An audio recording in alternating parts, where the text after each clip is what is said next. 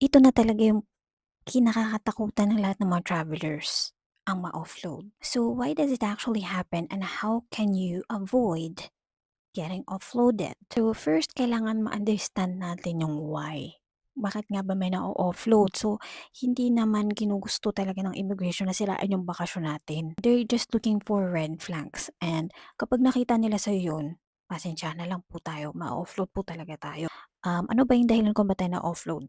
Number one, kapag inconsistent yung stories natin, iba-iba tayo ng kwento. Number two is lack of financial capability. Kulang, parang kakapusin, so ma-offload po kayo niyan. Siyempre, ayaw naman nila na maging cause tayo ng problem dun. O number three is missing return ticket. So, napakamahalaga na malaman ng immigration na may plano po kayong bumalik at kung hindi, wala kayong return ticket, offload. So, anong mga kailangan gawin para maiwasan yung mga offload? Siyempre, dapat number one, prepare your document.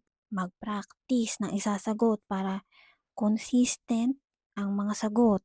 Preparation is your best defense. Kailangan maging honest kayo, kabisuduhin ng itinerary, alam kung saan pupunta, mga hotel, kung saan kayo mag stay hanggang kailan kayo pupunta. Always have your return ticket, hotel booking, and proof of occupation.